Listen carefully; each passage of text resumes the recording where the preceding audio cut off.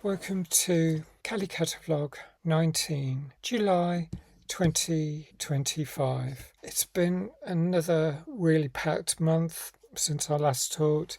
I've spoken a couple of times this week on LBC, once to Clive Ball about speed limits, and then I spoke with Ben Kentish about the benefits of counselling, and I'm really glad, especially my more recent counselling sessions that I had, like last year when I lost my job, and when I've had difficulties like bereavement or a friend in big trouble and I've needed to unravel my thoughts. I'm a huge advocate for getting talking help for unraveling difficulties in your mind.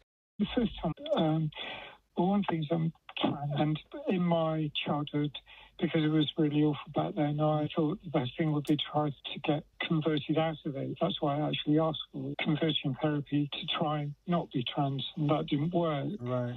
The first time I had counselling, I tried to convert myself out of being trans, and that didn't work. That isn't possible. But later on, I lost my sister, and so I needed grief counselling, and that was very different, but it was really, really helpful. It's still a form of therapy, Callie, isn't it? And that helped you through that tough time. Yeah, absolutely. And also I've had in 2017 after a friend attempted suicide, and also last year when I lost my job. Hitting the sort of crises that often happen in life, like bereavement, it's really important. Losing your job, really helpful. And they're very similar in some respects.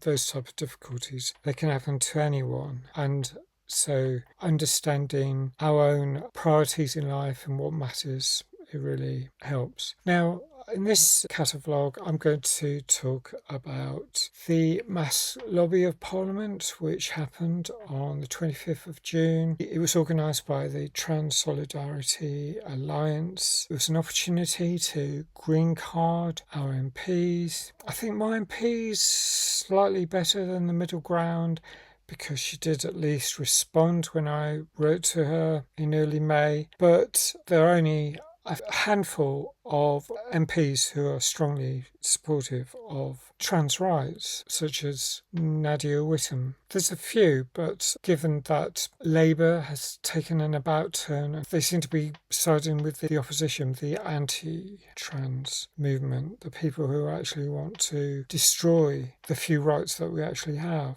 So on that Wednesday, the 25th of June, it was a warm, sunny day, in between heat waves, but the midday sun was beating down. I got there quite early. It was a moderately long queue, and I was fortunate enough to get fast-tracked. I mean, some people had to queue for 3 or 4 hours, and they actually extended the session from finishing at 4 p.m. to finishing at 7 p.m. A few politicians came and actually thanked us for making the effort to turn up that day. I met some of the people I know well from Threads, but also I met some new people new to me, like the mother of a trans daughter who's working age now, but she couldn't make it down from North Wales, so her mum came instead, and I thought that was really wonderful dedication. When Nadia Whittome turned up, she attracted a significant crowd because she is very good. She speaks out openly in support of trans rights, and so she was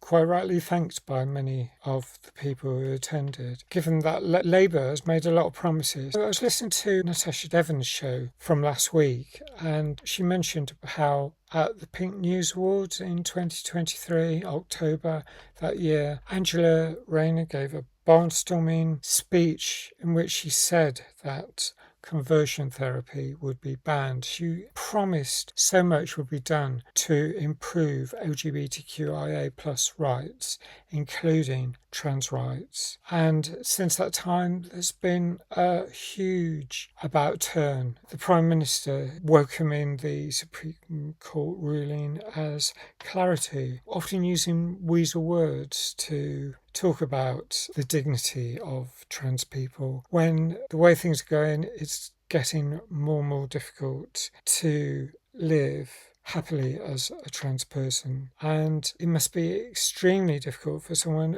early on in their transition, and in particular teenage trans people who are being denied puberty blockers and HRT. I mean, it's actually been withdrawn thanks to the CAS report from last year, and that has been shown to be flawed in many ways. It's been used to justify a permanent block on puberty blockers for trans kids. I was at Pride last Saturday. There was a really large turnout. I think there were 1.7 million people in central London, with 10,000 people in Trafalgar Square. There was some really fun performances on the stage, including the headliner Chaka Khan. Pride was a really interesting and enjoyable event, really joyful event.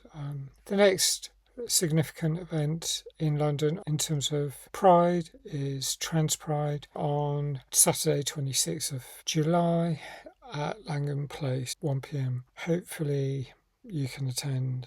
There are other ways you can support trans people and our rights to exist. That includes writing to your MP, and if you're a cis woman who's an ally, sign the Not in Our Name declaration. I'll put a link in the comments. There's so much happening. There's more I could cover, but I think I'll do it in small chunks. There's a lot of other things I would like to cover in the weeks ahead. It being really hot at the moment, but I haven't been sleeping well, so I'm going to keep this particular Catavlog short. Hope you have a good month.